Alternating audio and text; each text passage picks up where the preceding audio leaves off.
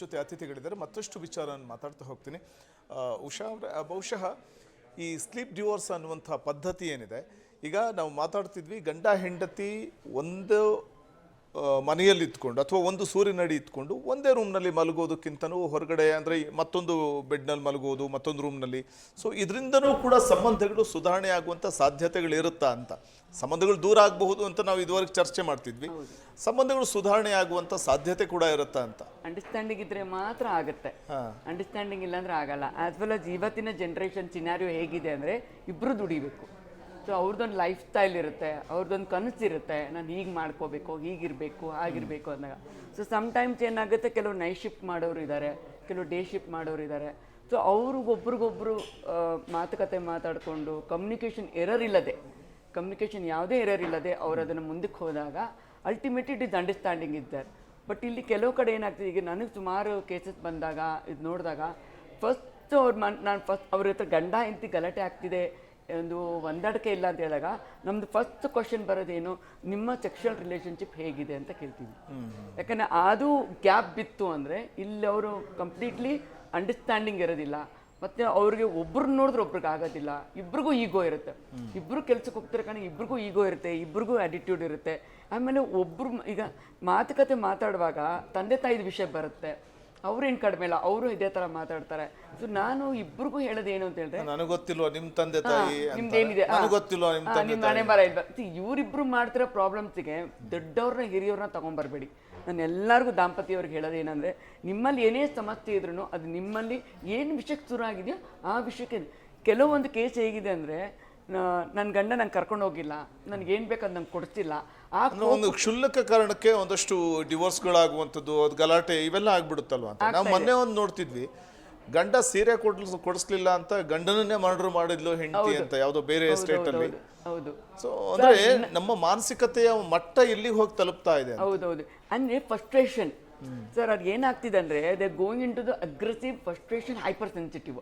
Frustration ಅಂದರೆ ಹೇಗೆ ಅಂತ ಹೇಳಿದ್ರೆ, ಈಗೋ ವಿತ್ ಫ್ರಸ್ಟ್ರೇಷನ್ ಹೇಗಿರುತ್ತೆ ಅಂದರೆ, ನಾನೇನು ಅವ್ರ ಮಾತು ಕೇಳಬೇಕು. ಈಗಿನ ಜನ್ರೇಷನಲ್ಲಿ ಎಸ್ಪೆಷಲಿ ತಾಯಂದರು ತನ್ನ ಹೆಣ್ಣುಮಕ್ಕಳು ಕೆಲ್ಸಕ್ಕೆ ಹೋಗ್ತಿದ್ದಾರೆ ನಿಜ, ಕಷ್ಟಪಟ್ಟಿದ್ದಾರೆ ನಿಜ. ಆ ತಾಯಂದ್ರಾದವರು ತನ್ನ ಹೆಣ್ಣು ಮಕ್ಕಳಿಗೆ ಕನ್ವಿನ್ಸಿಂಗ್ ಮ್ಯಾಟ್ರ್ ಆಗಬೇಕು. ಏನಮ್ಮ ಆಯಿತು ಅಮ್ಮ, ಹಿಂಗೆ ನಿಮ್ಮ ಅಳಿಯ ಹಿಂಗೆ ಅಂತಾನೆ, ಅವ್ನಿಗೇನಮ್ಮ ಕೇರ್ ಮಾಡ್ತಾರೆ, ನೀನು ಸುಮ್ಮನೆ ಇರು, ಈ ಥರ ಇಂಡೈರೆಕ್ಟಾಗಿ ಇದು ಮಾಡಿದಾಗ ಅಲ್ಲಿ ಮಗಳೇನು ಮಾಡ್ತಾಳೆ, ನನ್ನ ತಂದೆ ತಾಯಿ ಸಪೋರ್ಟ್ ಮಾಡ್ತಿದ್ದಾರೆ. So she will go in the wrong direction. ಹೌದಾ, ಯಾಕಾಯಿತು, ಸರಿ ಕೌನ್ಸಿಲಿಂಗ್ ಅಟ್ಲೀಸ್ಟ್ ಇಡ್ಲಿಕ್ಕೆ ಆಗ್ತಿಲ್ಲ. ಸುಮ್ಮನೆ ಒಂದು ಎಕ್ಸಾಂಪಲ್ ನೀವು ಹೇಳಿದ್ದಕ್ಕೆ ಪೂರಕವಾಗಿ, ಈಗ ಮನೆಗೆ ಗಂಡ ಹೆಂಡತಿ ವಾಸ ಮಾಡ್ತಿರ್ತಾರೆ, ಮನೆಗೆ ತಾಯಿ ತನ್ನ ಫ್ರೆಂಡ್ಸ್ ಜೊತೆ ಬಂದರು ತನ್ನ ಮಗಳ ಮನೆಗೆ ಅಂತಂದಾಗ, ಸೊ ಗಂಡ ಮಲಗಿರ್ತಾನೆ, ಹೆಂಡತಿ ನಮ್ಮಮ್ಮ ಬಂದರು ಅಂತಂದಾಗ ಅವ್ನು ಮಲಗಿದ್ದವನೇ, ನೀನೇ ಹೋಗಿ ಒಂದು ಸ್ವಲ್ಪ ಕಾಫಿ ಪುಡಿ ಸಕ್ಕರೆ ಏನೋ ತಗೊಂಬ ಅಂತೇನೋ ಸ್ವಲ್ಪ ಕಾಲಲ್ಲಿ ಹಿಂಗೆ ಮಲ್ಕೊಂಡಿದ್ದವನು ಹಿಂಗೆ ತಿವ್ದ ಅಂತ. ಅದಕ್ಕೆ ಅಮ್ಮ ನನ್ನ ಕಾಲಲ್ಲಿ ಒದ್ದ ಇವನು, ನನ್ನ ಗಂಡ ಕಾಲಲ್ಲಿ ಒದ್ದ ನನ್ನ ಅಂತಿದ್ದಂಗೆ ಅವರಮ್ಮ, ಏನು ನನ್ನ ಮಗಳನ್ನೇ ಕಾಲಾಗೋದಿತ್ಯಾ ನೀನು ಅಂತ ಶುರು ಮಾಡಿದ ಜಗಳ ಕೊನೆಗೆ ಡಿವೋರ್ಸ್ ಅಂತ ಬಂದು ನಿಲ್ಲುತ್ತೆ, ಡಿವೋರ್ಸೇ ಆಗೋಗುತ್ತೆ. ನೋಡಿ ಹೆಂಗೆ ಇರುತ್ತೆ. ಈಗ ನಮ್ಮಲ್ಲಿ ಮಹಿಳಾ ಸ್ಟೇಷನ್ ಅಂತ ಇದೆ ನಮ್ಮಲ್ಲಿ. ಯಾಕಂದ್ರೆ ನಾನು ವನಿತಾ ಸಾಯಿವಾಣಿ ಮತ್ತು ಮಕ್ಕಳ ಸಾಯಿವಾಣಿಲಿ ಕೌನ್ಸಿಲರ್. ನಾನು ಆ್ಯಕ್ಚುಲಿ ಕಮಿಷನರ್ ಆಫೀಸಲ್ಲಿ ನಾನು ಸರ್ವಿಸ್ ಕೊಟ್ಟಿದ್ದೀನಿ 6-7 ವರ್ಷದಿಂದ. ಸೊ ಅಲ್ಲಿ ನಮ್ಮಲ್ಲಿ ಏನೇ ಒಂದು ಗಲಾಟೆ ಆಯ್ತಾನೆ, ಪೊಲೀಸ್ ಸ್ಟೇಷನ್ ಲಿಮಿಟ್ ಬಂದಾಗ ನಮ್ಮಲ್ಲಿಗೆ ಕೌನ್ಸಿಲಿಂಗ್ ಕಳಿಸ್ತಾರೆ. ಅಲ್ಲಿ ಕಳಿಸ್ದಾಗ ನೋಡಿದಾಗ ಹೆಚ್ಚಿನ ಅಂಶ ಬರ್ತಿರೋದು ಪ್ರಾಬ್ಲಮ್ಸ್ ಏನು ಅಂತ ಹೇಳಿದ್ರೆ, ಗಂಡ ಹೆಂಡತಿ ಮಧ್ಯದಲ್ಲಿ ಬರ್ತಿರೋದೇನೆ ಬೇಡದ ವಿಷಯ. ಅವರಿಬ್ಬರು ಚೆನ್ನಾಗಿರ್ತಾರೆ, ಬೇಡದ ವಿಷಯ ಅಂದರೆ ಅವ್ರ ಫ್ಯಾಮಿಲಿ ಇರುವಂಥ ವ್ಯಕ್ತಿ, ತಂದೆ ತಾಯಿ ಆಗಿರ್ಬೋದು, ಇವ್ರ ತಂದೆ ತಾಯಿ ಆಗಿರ್ಬೋದು, ಇಲ್ಲ ಇವ್ರ ಅಕ್ಕ ತಂಗಿ ಆಗಿರ್ಬೋದು, ಅವ್ರ ಅಕ್ಕ ತಂಗಿಯರು, ಅವರು ಅನ್ವಾಂಟೆಡ್ಲಿ ಅವ್ರು ಎಂಟ್ರಿ ಆಗಿರ್ತಾರೆ. ಸೊ ಇವ್ರು ಅದನ್ನು ತಿಳುವಳಿಕೆ ಇದ್ದು ಸ್ವಲ್ಪ ಚುರುಕಾಗಿ ಸ್ವಲ್ಪ ಹ್ಯಾಂಡಲ್ ಮಾಡಿದ್ರೆ ಇವ್ರ ಲೈಫು ನಿಜವಾಗ್ಲೂ ವಜ್ರ. ಅಕಸ್ಮಾತ್ ಇವರು ಅವ್ರ ಮಾತಿಗೆ ಮರಳು ಬಿದ್ದರೆ ಇವ್ರ ಲೈಫು ಡಿವೋರ್ಸ್. ಸೊ ಅಲ್ಲಿ ಈವನ್ ಕೋರ್ಟಲ್ಲಿ ಸಮೇತನೂ ಗಂಡ ಹೆಂಡತಿ ಸಮಸ್ಯೆ ಕೇಸ್ ಬಂತು ಅಂದ್ರೂ ಅಲ್ಲಿ ನಮ್ಮ ಜಡ್ಜ್ ಕೇಳೋದು ಏನು ಗೊತ್ತಾ, ಬರೀ ಗಂಡ ಹೆಂಡತಿನೇ ಕರೆಸಿ ಅಲ್ಲಿ ಕೂತ್ಕೊಂಡು ವಿವಾದ ನಡೆಯುತ್ತೆ. ಯಾವುದೇ ಕಾರಣಕ್ಕೂ ತಂದೆ ತಾಯಿ ಆಗಲಿ, ಅವ್ರ ತಂದೆ ತಾಯಿ ಆಗಲಿ, ವಿಟ್ನೆಸ್ ಆಗಲಿ, ಅವ್ರನ್ನ ಯಾರನ್ನೂ ಕರೆಯಲ್ಲ. ಈವನ್ ಡಿವೋರ್ಸ್ಗೂ ದೇ ವಿಲ್ ಆಕ್ಸ್ ಹುಡುಗಿಗೆ ಹೆಂಡತಿಗೆ ಗಂಡನಿಗೆ ಕೇಳ್ತಾರೆ, ಏನಪ್ಪ ನಿಂಗೆ ನೀನು ಹೆಂಡತಿ ಬೇಕಾ, ಏನಮ್ಮ ನಿನ್ನ ಗಂಡ ಬೇಕಾ ಅಂತ. ಅಲ್ಲಿ ಮೀಡಿಯೇಷನ್ಗೆ ಹಾಕ್ತಾರೆ, ಇಮಿಡಿಯೇಟ್ಲಿ ಡಿವೋರ್ಸ್ ಕೊಡೋದಿಲ್ಲ. ಅಲ್ಲಿ ಅಷ್ಟು ನಾವು ಕೌನ್ಸಿಲರ್ಸ್ ಹೇಗೆ ವರ್ಕ್ ಮಾಡ್ತೀವಿ ಅಂದರೆ, ಇಲ್ಲಿ ನನ್ನ ಕೇಸಸ್ಸಲ್ಲಿ ಅವ್ನ ಗಂಡ, ಮೇಡಮ್ ನನ್ನ ಹೆಂಡತಿ ಹೇಳಿದ ಮಾತು ಕೇಳಲ್ಲ ಮೇಡಮ್, ಸರಿಯಾಗಿ ಸ್ನಾನ ಮಾಡಲ್ಲ ಸರ್, ಇನ್ನೊಂದು ಸಣ್ಣ ಸಣ್ಣ ವಿಷಯಕ್ಕೆಲ್ಲ ಜಗಳ ಆಗುತ್ತೆ ಗೊತ್ತಾ. ಸ್ನಾನ ಮಾಡ್ತಾರೆ, ಅವ್ರಿಗೆ ಕೆಲಸ ತುಂಬ ಇರುತ್ತೆ, ಟವಲ್ ಹಾಕಿ ಡ್ರೈ ಮಾಡಲ್ಲ, ಹಾಗೆ ಬಿಟ್ಟು ಹೋಗ್ತಾರೆ, ಅದಕ್ಕೂ ಗಲಾಟೆ. ಅಕಸ್ಮಾತ್ ಹೈಜೀನಿಗೆ ಕೆಲಸ ಮಾಡಿಲ್ಲ, ಅವಳ ಅರ್ಥನ ಕೈನಲ್ಲಿ ಅಲ್ಲಿ ಇಲ್ಲೆಲ್ಲ ಮುಟ್ಟ, ಅದಕ್ಕೂ ಗಲಾಟೆ ಆಗುತ್ತೆ. ಡಿವೋರ್ಸ್ ತನಕ ಹೋಗ್ಬಿಡುತ್ತೆ. ಈ ಹೈಜಿನಿಕ್ ಇಲ್ಲ, ನೀಟ್ನೆಸ್ ಇಲ್ಲ, ಅದಕ್ಕೂ ಜಗಳ ಆಗುತ್ತೆ. ಆ ಸಮಯದಲ್ಲಿ ಅವರು ಸರಿ ಕುತ್ಕೊಂಡು ಇಬ್ಬರು ಕುತ್ಕೊಂಡು ಮಾತುಕತೆ ಮಾಡಿದಾಗ ಡೆಫಿನೆಟ್ಲಿ ಅಲ್ಲಿ ಸರಿ ಹೋಗೋದಿಲ್ಲ. ಅಲ್ಲಿ ಕೌನ್ಸಿಲರ್ಸ್ ಅಂತೇಳಿ ಮೂರನೇ ವ್ಯಕ್ತಿ ಅಂದರೆ ಮೀಡಿಯೇಟರ್, ಅವ್ರು ಯಾರು ಅವ್ರ ಲೈಫಲ್ಲಿ ಎಂಟ್ರಿ ಆದರೆ ಅಲ್ಟಿಮೇಟ್ಲಿ ವರ್ಕ್ ಆಗೇ ಆಗುತ್ತೆ. ಬಟ್ ಇತ್ತೀಚೆಗೆ ಜನಗದಲ್ಲಿ ಏನಾಗ್ತಿದೆ, ನಾನೇ ಬರಬೇಕು ಕೌನ್ಸಿಲಿಂಗ್ಗೆ, ನಾನೇ ಬರಬೇಕು ಡಾಕ್ಟರ್ ಹತ್ರ, ನನಗೇನಾಗಿದೆ, ನನಗೆ ಮೆಂಟ್ಲಾಗಿದೆಯಾ, ಈ ರೀತಿ ಈಗೋ ಕ್ಲಾಶ್ ಆಗ್ತಿದೆ. ಇಲ್ಲಿ ನಾವು ಯಾವ ಥರ ಹೋಗ್ತೀವಿ ಅಂದರೆ, ನಮ್ಮಲ್ಲಿ ಯಾರು ಬರೋದಿಲ್ಲ ಸರ್, ನಾವು ಅವ್ರ ಹತ್ರ ಹೋಗಬೇಕಾಗತ್ತೆ. ನನಗೆ ಆಲ್ಮೋಸ್ಟ್ ಎಷ್ಟೋ ಕೇಸಸ್ ಎಲ್ಲ ಹೇಗಂತಂದರೆ, ಗಲಾಟೆ ಆದಾಗ ಮೇಡಮ್ ನನ್ನ ಮಗಳಾಗಲಿ ನನ್ನ ಅಳಿ ಆಗಲಿ ನಿಮ್ಮ ಹತ್ರ ಬರೋದಿಲ್ಲ, ನೀವೇ ಸಮಯ ತಗೊಂಡು ಒಂದು ಟೈಮ್ ಅಪಾಯಿಂಟ್ಮೆಂಟ್ ಕೊಡಿ, ಮತ್ತೆ ನೀವು ನಮ್ಮ ಜಾಗಕ್ಕೆ ಬನ್ನಿ ಅಂತೇಳಿ. ಆ ರೀತಿ ನಾವು ಅವ್ರಿಗೆ ಹೋಮ್ ಕೌನ್ಸಿಲಿಂಗ್ಸ್ ಹೋಗಿ ಕೊಟ್ಟು ಮಾತುಕತೆ ಮಾತಾಡಿ, ಒಂದು ಸರ್ ಬೆಳಗ್ಗೆ ಒಂದು 11 ಗಂಟೆ ಸ್ಟಾರ್ಟ್ ಆದರೆ ಯು ಬಿಲೀವ್ ಇಟ್ ಅನ್ನೋ ರಾತ್ರಿ 2 ಗಂಟೆ ತನಕ ಕೌನ್ಸಿಲಿಂಗ್ ನಡೀತಾ ಇದೆ. ರಾಜ್ಯ ಪಂಚಾಯತಿ ದಟ್ಸ್ ವಾಟ್. ಬಟ್ ನಮ್ಮ ಇಂಟೆನ್ಷನ್ ಹೇಗಿರುತ್ತೆ ಅಂದರೆ, ಅವ್ರನ್ನ ಸರಿ ಮಾಡಿಟ್ಟು ಮತ್ತೆ ಫಾಲೋ ಅಪ್ಗೆ ನೆಕ್ಸ್ಟ್ ಬರೋತ್ತದ್ರಲ್ಲಿ ಇನ್ನು ಮನೆಯಿಂದ ಆಚೆ ಹೋಗಿದ್ರೆ ಇನ್ನೊಂದು ಕಾಲ್ ಬರುತ್ತೆ, ಮೇಡಮ್ ಆಗ್ತಾಯಿಲ್ಲ, ತಡ್ಕೊಳಕ್ ಆಗ್ತಿಲ್ಲ, ನಂಗೆ ಡಿವೋರ್ಸ್ ಬೇಕು. So divorce is not at all an options. ಯಾಕಂದರೆ ಇಲ್ಲಿ ತಂದೆ ತಾಯಿ ಆದವ್ರು ಇಬ್ಬರನ್ನೂ ಖರ್ಚು ಮಾಡಿ ಮದುವೆ ಮಾಡಿ ಇಟ್ಟಿರ್ತಾರೆ, ಏನಕ್ಕೆ ಇವರು ದಾಂಪತ್ಯ ಜೀವನ ಚೆನ್ನಾಗಿರಬೇಕು ಅಂತ. ಜಸ್ಟ್ ಒಂದು ಸಣ್ಣ ಮಾತು ನಾನು ಅದೇ ಅವ್ರಿಗೆ ಹೇಳ್ತೀನಿ, ಮೌನಂ ಉದ್ಯೋಗ ಲಕ್ಷಣಂ. ಅಂದರೆ ನಿಮ್ಗೆ ಏನಾದ್ರೂ ಆ ಥರ ಮನಸ್ತಾಪ ಬಂತ, ನಿಮಗೆ ಯಾರು ನಿಮಗೆ ಸಲಹೆ ಕೊಡ್ತಾರ, ಸುಖಿ ಸಂಸಾರ ಲಕ್ಷಣಂ ಅಂತ ಏನೋ ಹೇಳ್ಬೇಕಷ್ಟೇ, ಸುಖಿ ಸಂಸಾರ ಕುಟುಂಬ ಲಕ್ಷಣಂ ಅಂತ. ಮೌನ ಆದ್ರೂ ಕೂಡ ಸೈಲೆನ್ಸ್, ಅವಳು ಏನಂದ್ರು ಏನ್ ಬೈದ್ರು ನಾನು ಸುಮ್ಮನೆ ಬಿಡ್ತೀನಿ, ಅದು ಜಾಸ್ತಿ ಇರಿಟೇಟ್. ಸುಮ್ಮನೆ ಇದ್ರು ಕೂಡ ಜಾಸ್ತಿ ಏನೋ ಅವ್ರು ಉತ್ತರ ಕೊಟ್ರೆ ಅಟ್ಲೀಸ್ಟ್ ಏನಾದ್ರು ರೆಲೆವೆಂಟ್ ಆನ್ಸರ್ ಬೇಕು ಅಂತ. ಅದು ಎಲ್ಲದಕ್ಕೂ ಸೈಲೆನ್ಸ್ ಇದ್ರೆ silence is not an answer for everything. ಇನ್ನೊಂದು ಏನಾಗುತ್ತೆ, ಏನಂದ್ರು ನನ್ನ ಗಂಡ ಸುಮ್ಮನೆ ಇರ್ತಾನೆ ಅಂದ್ಕೊಂಡು ಇನ್ನೂ ಜಾಸ್ತಿ ಮಾಡ್ಬಿಡ್ತಾರೆ, ಜಾಸ್ತಿ ಮಾಡ್ತಾರೆ. ಮತ್ತೆ ಜಾಸ್ತಿ ಏನಾಗಿದೆ ಅಂದ್ರೆ, ಅದು ಸೇಮ್ ಮ್ಯಾಟರ್ನ ಡ್ರ್ಯಾಗ್ ಮಾಡ್ತಾ ಇದ್ದಾರೆ.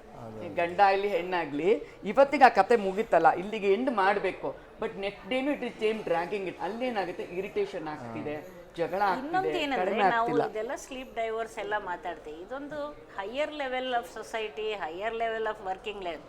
ಈಗ ಎಷ್ಟು ಜನರ ಮನೇಲಿ 2 ಬೆಡ್ರೂಮ್ ಇರುತ್ತೆ ಪಾಪ, ಇರೋ ಒಂದು ಹಾಲ್ ಒಳಗೆ, ಒಂದು ರೂಮ್ ಒಳಗೆ, ಒಂದು ಚಿಕ್ಕ ಚಿಕ್ಕ ಮನೆಗಳು, ಚಿಕ್ಕ ಚಿಕ್ಕ ಬಾಡಿಗೆ ಮನೆಗಳು, ಅದ್ರೊಳಗೆ ಇಡೀ ಸಂಸಾರ. ಅವರೇ ಚೆನ್ನಾಗಿದ್ದಾರೆ ಮ್ಯಾಮ್, ಅವರೇ ಚೆನ್ನಾಗಿದ್ದಾರೆ. ಒಂದು ಹಾಲು, ಒಂದು ಅಡಿಗೆ ಮನೆ ಅವ್ರಿದಾರಲ್ಲ, ಅವರೇ ತುಂಬಾ ಚೆನ್ನಾಗಿ ಗೊತ್ತಾ, ಮಕ್ಕಳಿಗೋಸ್ಕರ ಸ್ಯಾಕ್ರಿಫೈಸ್ ನಡೀತಾ ಇದೆ, ಅವ್ರಿಗೋಸ್ಕರ ಮಾಡ್ಕೊಂಡು ಅಲ್ಲಲ್ಲೇ ಅವ್ರಿಗೆ ಒಂದು ಇದಾಗ ಇನ್ಕಂಪ್ಯಾಟಬಿಲಿಟಿ ಅನ್ನೋದನ್ನು ಜಾಸ್ತಿ ಮಾಡ್ಕೊಂಡ್ಬಿಡ್ತಾರೆ. ಈ ಹೊಂದಾಣಿಕೆ ಅನ್ನೋ ವರ್ಡೇ ಇಲ್ಲ ಅವ್ರ ಜೊತೆ. ನಾವು ಒಬ್ರಿಗೊಬ್ರಿಗೆ ಅಡ್ಜಸ್ಟ್ ಮಾಡ್ಕೋಬೇಕು. ಎಲ್ಲ ಗಂಡ ಹೆಂಡತಿ ಮಧ್ಯಲ್ಲೂ ಸ್ವಲ್ಪ ಜಗಳ, ಕದನಾಳ, ಮುನ್ಸುಗಳು, ಮತ್ತೆ ಬೇಡವಾದ ವಿಷಯಗಳು ಬರುತ್ತೆ.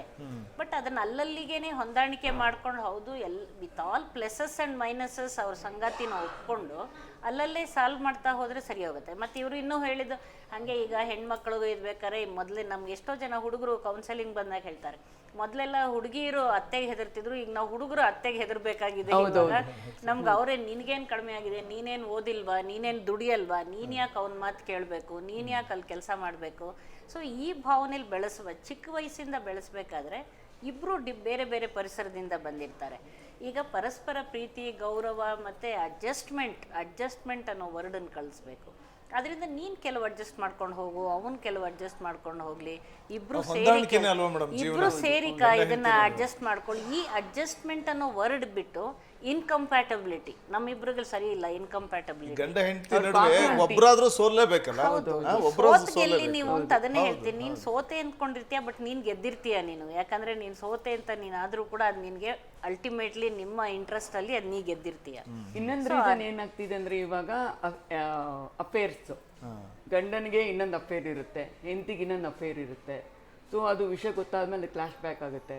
ಸೊ ಗಂಡ ಹೆಂಡತಿ ಹೇಗಿರುತ್ತೆ ಅಂದರೆ, ಈಗ ಸರ್ ಬಂದಿರೋದಾಗ ನಾನು ಸಾಧಾರಣ ಒಂದು ವರ್ಷದಿಂದ ಈ ಥರ ಎಲ್ಲ ಆಲ್ಮೋಸ್ಟ್ 18 ಇಯರ್ಸಿಂದ ಹ್ಯಾಂಡಲ್ ಮಾಡ್ತಿದ್ದೀನಿ. ಇತ್ತೀಚೆಗೆ ಇವಾಗ ಈ ಪ್ರೈವೇಟ್ ಡಿಟೆಕ್ಟಿವ್ಸ್ ಇದ್ದಾರೆ, ಈಗ ಸಿಗ್ತಾ ಇದ್ದಾರೆ. ಅರ್ಥ ಆಗ್ತಿಲ್ಲ, ಗಂಡನಿಗೇನೋ ಡೌಟ್ ಆಯಿತು ಅಂತ ಹೇಳಿದ್ರೆ he will appoint A private detective. So ಇಲ್ಲಿ ನಾನು ಹೆಂಡತಿ ಮೇಲೆ ನಿಗಾ ಇಡೋದು. ಸೊ ಇದು ನಾವಿಲ್ಲ. ಇನ್ನೊಂದೇನಂದ್ರೆ, ಈಗ ಇತ್ತೀಚೆಗೆ ಹೆಣ್ಣು ಮಕ್ಕಳಲ್ಲಿ ಕಿಟಿ ಪಾರ್ಟೀಸ್ ಅಂತ ಇದೆ. ಈ ಕಿಟಿ ಪಾರ್ಟೀಸ್ನಲ್ಲಿ so many unwanted things are going on there. ಅಲ್ಲಿ ತುಂಬಾನೇ ಅನ್ವಾಂಟೆಡ್ ಥಿಂಗ್ಸ್ ನಡೀತಾ ಇದೆ ಕಿಟಿ ಪಾರ್ಟೀಸ್ನಲ್ಲಿ. ಅಲ್ಲಿ ಗಂಡನ್ಗೆ ಯಾವಾಗ ಗೊತ್ತಾಗುತ್ತೆ ಅಂದ್ರೆ, ಅವ್ರು ಕಾರ್ಡ್ ಕೊಟ್ಟಿರ್ತಾರಲ್ಲ, ಡೆಬಿಟ್ ಕಾರ್ಡ್, ಅದನ್ನ ಮಿಸ್ಯೂಸ್ ಆದಾಗ ಗೊತ್ತಾಗ್ತದೆ. ಪದ್ಮಾಕ್ಷಿ ಮೇಡಮ್, ಬಹುಶಃ ಈ ಗಂಡ ಹೆಂಡತಿ ನಡುವಿನ ಜಗಳದಲ್ಲಿ ಕೂಸು ಬಡವಾಯಿತು ಅನ್ನುವಂಥ ರೀತಿಯಲ್ಲಿ ಆಗುತ್ತಾ ಅಂತ. ಈ ಸ್ಲಿಪ್ ಡಿವೋರ್ಸ್ನಲ್ಲಿ ಈ ಪದ್ಧತಿಯಲ್ಲಿ ಮಕ್ಕಳು ಕೂಡ ಒಂದು ರೀತಿಯಲ್ಲಿ ತಂದೆ ತಾಯಿ ಇದ್ದು ಕೂಡ ತಬ್ಲಿಗಳಾಗ್ಬಿಡ್ತಾರ ಅಂತ, ಅವರ ಒಂದು ಮನಸ್ಸಿನ ಮೇಲೆ ಯಾವ ರೀತಿ ಪರಿಣಾಮ ಬೀರ್ಬೋದು ಈ ಎಲ್ಲ ಬೆಳವಣಿಗೆಗಳು ಅಂತ.